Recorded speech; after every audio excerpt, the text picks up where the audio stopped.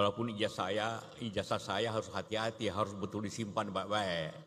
Nanti di belakang hari dipertanyakan kalau tidak ada aslinya. Saudara-saudara sekalian, apa yang diacarakan hari ini, saya mengalaminya 58 tahun yang lalu. Lebih setengah abad. Pasti tidak ada mahasiswa yang semuanya belum lahir pada waktu itu. Walaupun saya sekolahnya di Unhas ini. Wisudanya bukan di sini, masih di Barayan. Dan wisudanya tidak banyak, mungkin hari itu hanya sekitar 100-200 orang. Karena memang mahasiswa waktu itu Unhas masih kecil, baru kira-kira 3-4 ribu waktu itu. Itulah pengalaman dan saya berterima kasih kepada Unhas di mana saya berkuliah hampir 7 tahun. Minta maaf, saya mungkin agak telat sarjana. Karena terlalu banyak kegiatan aktif di mana-mana. Tapi itu bermakna kepada saya sehingga dapat mencapai tugas-tugas yang saya inginkan. Anda hari ini telah menyelesaikan studi bagi sarjana. Bagi doktor, magister tentu melanjutkan studi. Bagi sarjana ini hari tahun ke-7, setidak-tidaknya tahun 16-17 Anda belajar. SD 6 tahun, SMP 3 tahun, SMA 3 tahun, dan mungkin 4 atau 5 tahun di sini. Berarti Anda dibina, orang tua dibiayai, 17 tahun belajar. Tentu 17 tahun itu begitu banyak yang Anda peroleh. Tapi lebih banyak lagi yang Anda mesti pelajari lagi. Belajar adalah sesuatu kegiatan yang tidak pernah berhenti. Karena dunia ini berlangsung, ilmu berkembang terus. Sehingga apabila Anda berhenti belajar, maka ilmu Anda akan berhenti dan kemampuan Anda bersaing akan kalah dengan yang lainnya yang terus belajar. Belajar tidak perlu di kelas, belajar membaca, belajar dengan teman, belajar kepada dunia ini. Hari ini saya hanya ingin berbicara sederhana. Apa yang Anda akan hadapi di dunia ini, apa yang semua kita akan hadapi di dunia dan sekarang ini, dan apa yang seharusnya kita lakukan. Karena bagi Anda semua, tentu itu tantangan yang Anda hadapi. Anda selesaikan pada masa perkuliahan, masa belajar Anda belajar resmi selesai. Dan Anda akan menghadapi dunia nyata, dunia bekerja, dunia mengabdi, dan dunia untuk meningkatkan kehidupan Anda, keluarga Anda pada masa akan datang. Dunia dewasa ini bukanlah situasi yang enak. Bukan situasi seperti 10 tahun yang lalu. Situasi dunia cepat berubah pada tahun-tahun terakhir ini. Dunia mengalami krisis. Krisis perang fisik dan krisis perang ekonomi. Tiap hari Anda lihat di televisi bagaimana perang di Ukraina lawan Rusia sudah hampir 3 tahun. Berjalan terus dan tanpa henti. Korbannya begitu banyak, baik jiwa dan manusia, dan juga kehidupan dunia sekitarnya. Perang di Gaza antara Israel dan Palestina sudah hampir 2 tahun berlangsung terus. Dan itu menggambarkan begitu banyak orang korban, begitu banyak tersiksa, begitu banyak konflik-konflik selanjutnya di dunia ini. Baru-baru ini perang di Pakistan dan India. Perang ini memang berhenti sejenak. Tapi dendam antara mereka tetap ada. Dan bisa lagi melanjutkan perang yang akan datang. Karena itu merupakan suatu potensi yang besar. Dan kita harus mengharapkan agar kedamaian juga bisa dicapai di sana. Potensi lainnya perang di dalam negara, di Sudan, di Yaman, di Myanmar, dimanapun di dunia ini. begitu banyak. Alhamdulillah kita hampir semua selesai terkecuali Papua masih ada. Itu merupakan tantangan kita semuanya. Apa akibat semuanya itu? Ekonomi dunia bermasalah. Kemudian ditambah lagi dengan kebijakan Presiden Amerika Trump yang melancarkan perang dagang dengan China dengan seluruh dunia. Dan itu menyebabkan masalah ekonomi di mana-mana. Masalah ekonomi juga tentunya menyebabkan kehidupan dunia menjadi lebih sulit. Apa efeknya ke negeri ini? Selama ini ekonomi kita berjalan baik. Tetapi dengan perang ini, perang fisik dan perang ekonomi, menyebabkan harga-harga perdagangan berkurang, ekspor kita berkurang, harga-harga komoditas menurun, batu bara, mineral, nikel, sawit, semua menurun. Apa akibatnya untuk bangsa menghadapi situasi ini? Ialah ekonomi menurun, kemampuan negara untuk membangun mengecil, yang kita sebutnya, pemerintah menyebutnya efisiensi. Dulu anggaran PU saja 150 triliun lebih yang infrastruktur, sekarang tinggal 28 triliun. Kita akan menghadapi jalan-jalanan rusak yang tidak bisa diperbaiki pada tahun-tahun ini yang masa datang. Pengairan yang tidak bisa berjalan dan juga kota yang tidak berlangsung baik. Itu akan terjadi semuanya yang kita hadapi. Para pengusaha mengurangi pegawai. Para pedagang jualannya menurun. Apa akibatnya? Pajak menurun.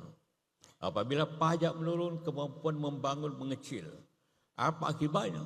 Pengusaha-pengusaha mengurangi pegawai, mengurangi masalah, dan sebagainya.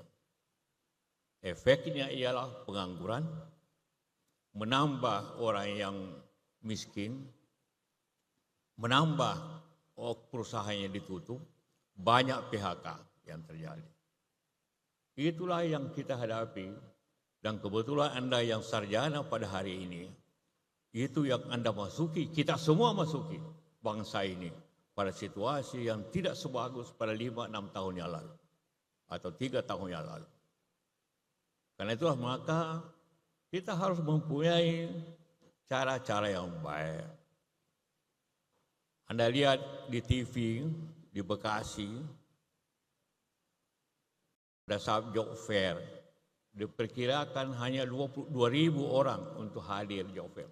Ternyata yang ingin mencari kerja di Bekasi saja 25.000 orang yang datang, dan terjadi kegaduhan luar biasa karena orang mencari kerja yang sangat terbatas.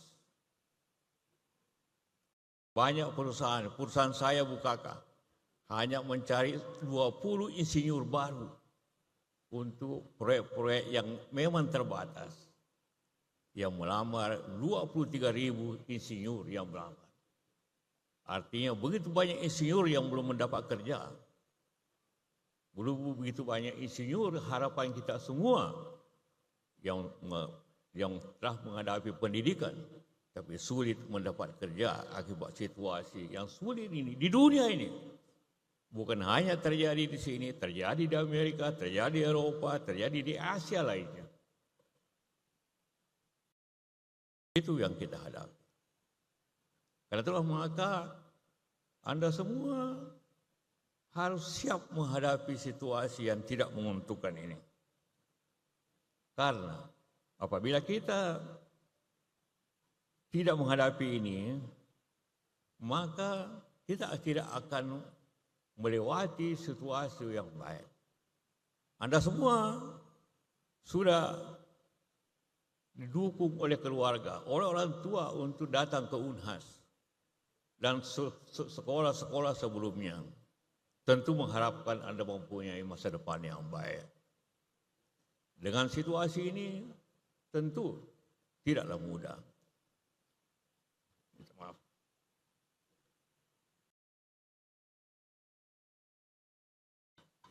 Sebagai alumni yang baru, ada dua kemungkinan Anda mencari kerja dan membuat pekerjaan. Mencari kerja seperti saya katakan tadi, tidaklah mudah pada dewasa ini. Tidak mudah. Tentu masih ada.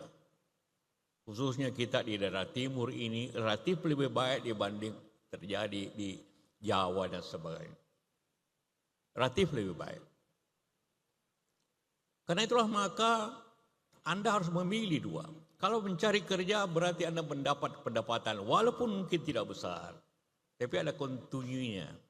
Anda bisa hidup mungkin pada awalnya sederhana.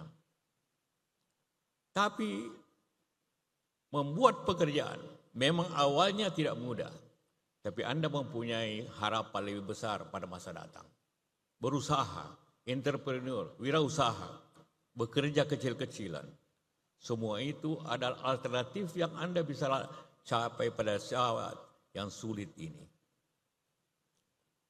Pemerintah telah menurunkan semua anggarannya. Tadi saya berbicara dengan Bapak Pimpinan Rektor. Dulu Unhas punya anggaran 75 untuk penelitian. Sekarang sisa 20 miliar. Artinya adalah juga akan terjadi masalah-masalah internal kampus. Di perusahaan sama seperti itu. Kita harus menghemat. Tapi kita harus tetap bergerak untuk hidup. Bergerak untuk maju. Apa yang dapat kita? Pertama tentu Anda mencari kerja. Kalau sudah dapat kerja, jangan memikirkan pekerjaan lain dulu.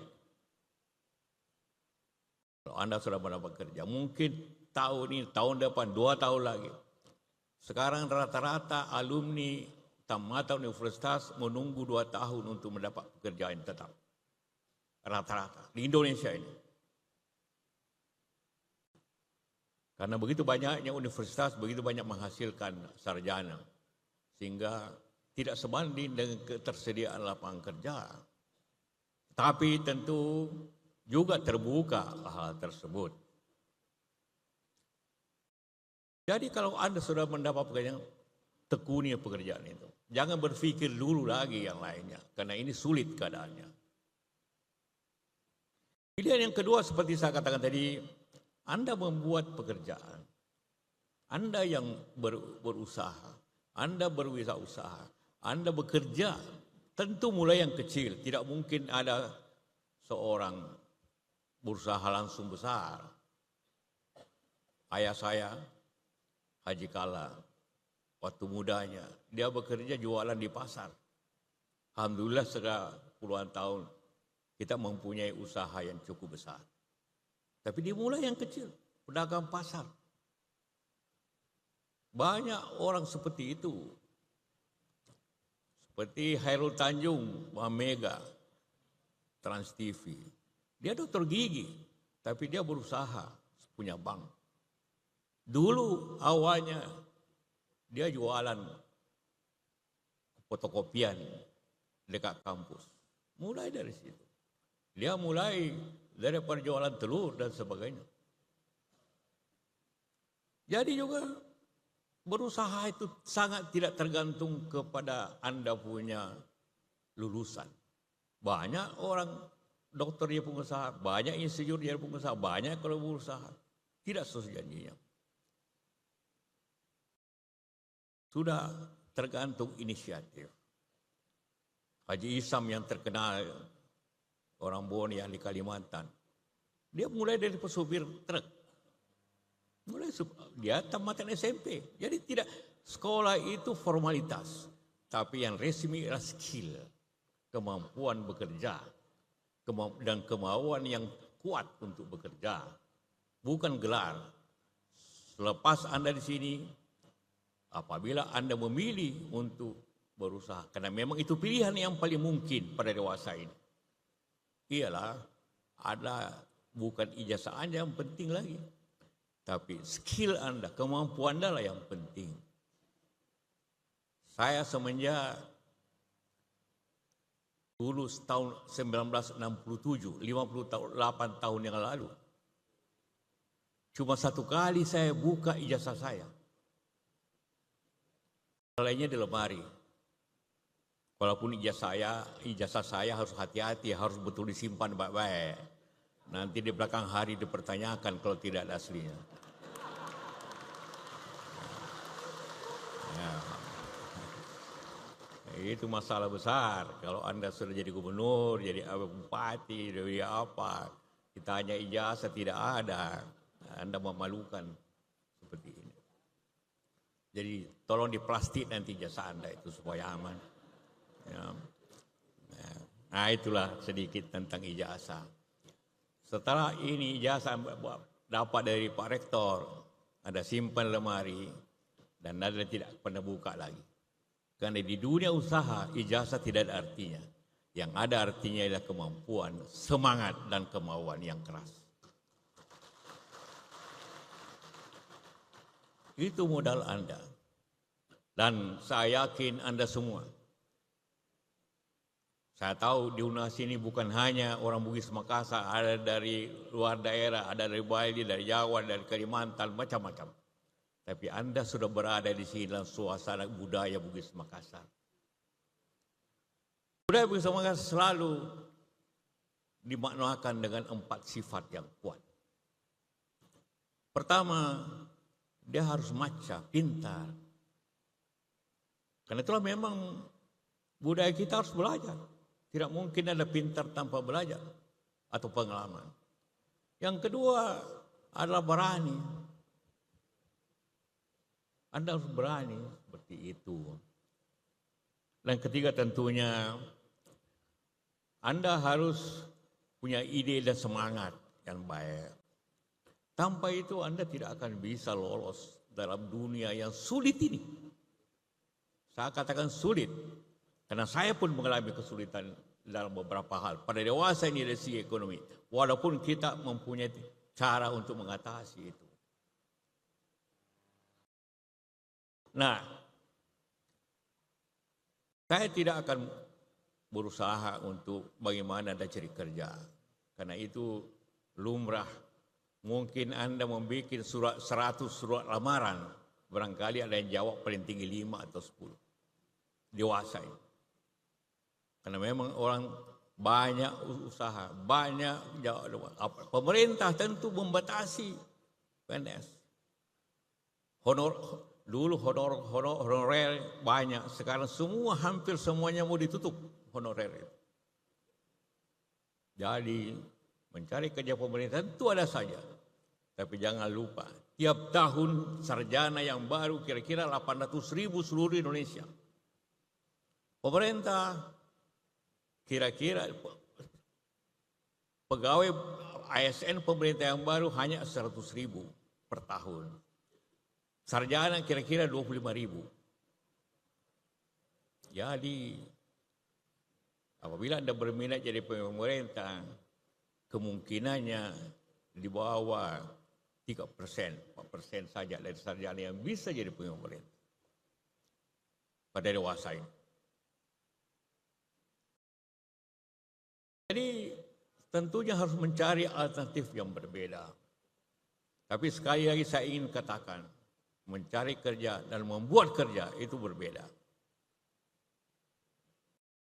Dalam hal ini tentu tiap wilayah berbeda-beda. Kalau dulu anak UNHAS kalau tamat pada banyak yang pergi ke Jakarta, kemana, daerah lain. Banyak saya kasih rekomendasi kerja. Negara sekarang ini tentu masih ada, tapi sangat kecil dibanding zaman dahulu. Sekarang bagaimana berwirausaha?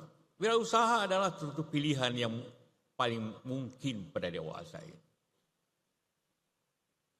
Apabila kita berada di sini dan tentu daerah lain,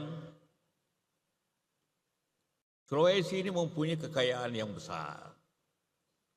Pertanian, peternakan, perkebunan, ada usaha tambang, ada usaha perdagangan, ada industri kecil, ada tentu juga usaha-usaha yang ada. Dunia berkembang. dunia berkembang. Daya beli masyarakat juga turun, tapi bervariasi.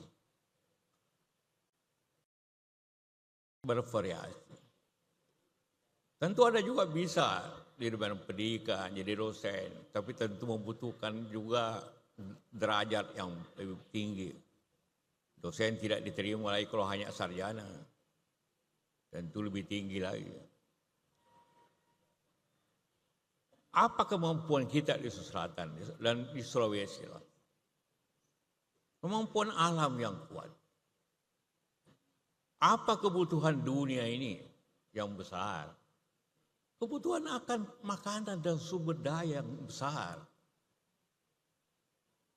Tidak pernah orang menurun membeli beras, tidak pernah menurun membeli ikan, tidak pernah menurun membeli sayur, tidak pernah menurun membeli kopi dan teh.